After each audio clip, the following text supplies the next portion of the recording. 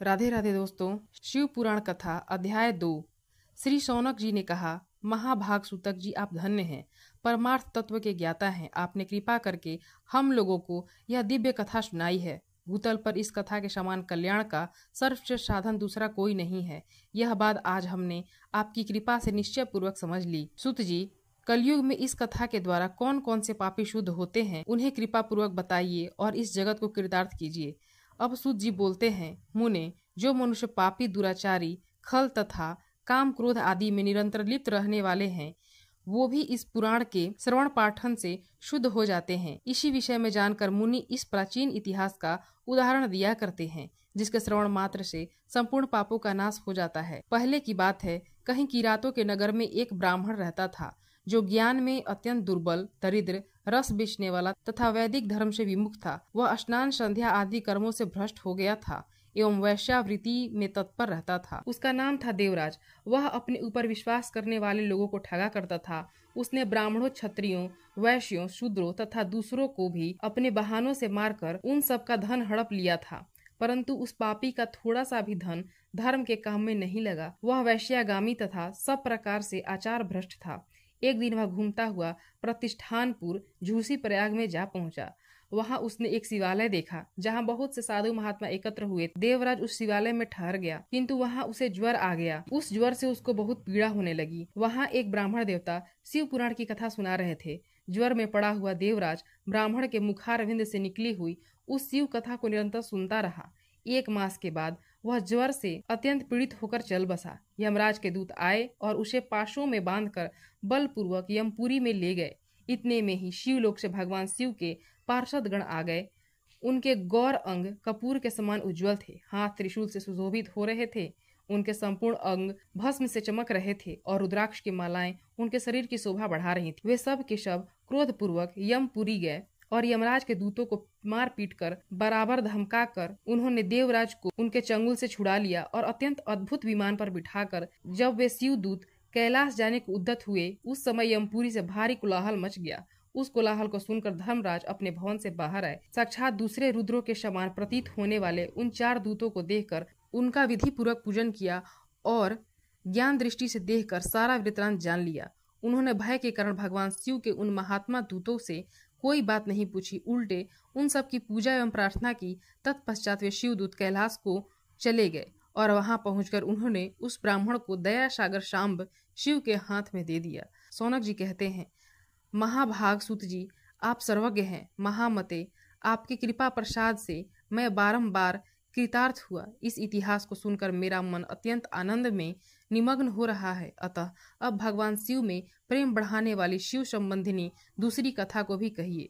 श्री सूत जी बोले, शौनक सुनो, मैं तुम्हारे सामने गोपनीय कथा वस्तु का भी वर्णन करूंगा, क्योंकि तुम शिव भक्तों में अग्रगण्य तथा वेद वेदाओं में श्रेष्ठ हो। समुद्र के तटवर्ती प्रदेश में वास्कल नामक ग्राम में, जहाँ वैदिक धर्म से विमुख महापापी द्विज निवास करते थे। वे सब के सब बड़े दुष्ट थे। उनका मन दूषित विषय भोगों में लगा रहता है। वे न देवताओं पर विश्वास करते हैं, न भाग्य पर। वे सब बड़े कुटिल वृत्ति वाले हैं, किसानी करते हैं और भांति भांति के घातक अस्त्र शस्त्र रखते हैं। वे व्यभिचारी और खल हैं।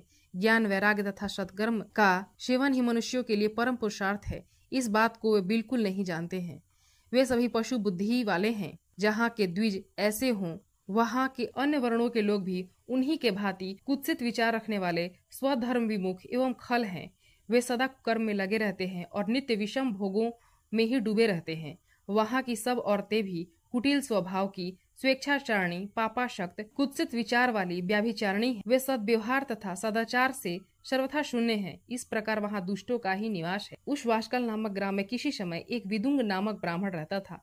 वह बड़ा अधम था, दुरात्मा और महापापी था। यद्यपि उसकी स्त्री बहुत सुंदर थी, तो भी वो कुमार्ग पर ही चलता था। उसकी पत्नी का नाम चांचुला था। वह सदा उत्तम धर्म के पालन में लगी रहती, तो भी वह दुष्ट ब्राह्मण वैश्यागामी हो गया। इस तरह कुकर्म में लगे हुए उस विदुंग के बहुत वर्ष व्यतीत हो गए।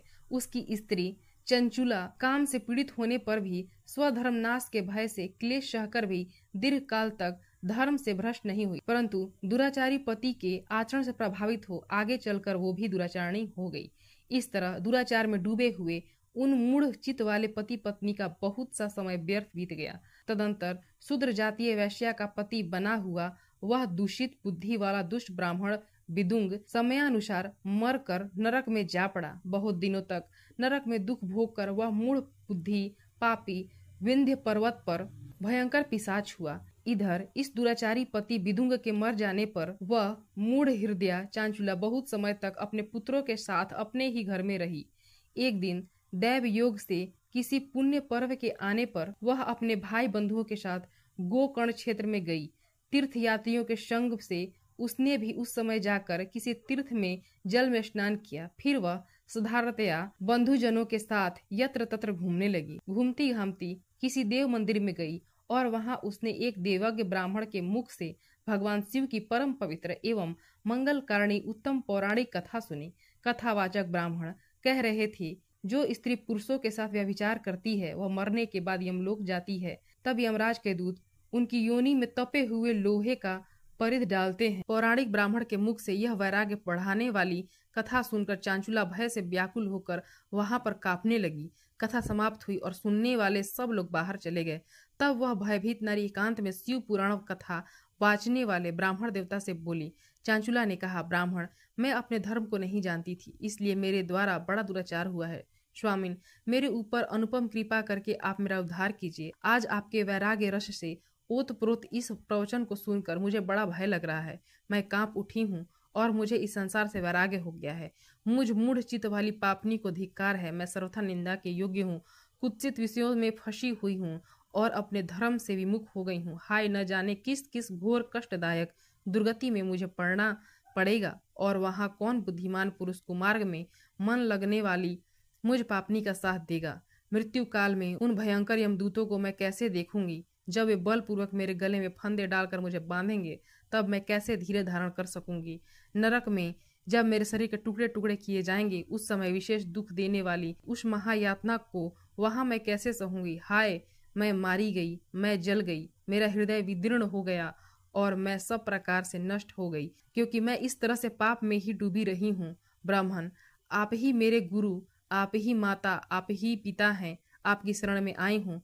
मुझ दीन अबलाक पर आप ही उद्धार कीजिए। अब सुत जी कहते हैं, शौनक, इस प्रकार खेद और वैराग्य से युक्त चांचुला ब्राह्मण देवता के चरणों में गिर गई। तब उन बुद्धिमान ब्राह्मण ने उसे कृपा पूर्वक उठाया और इस प्रकार कहा,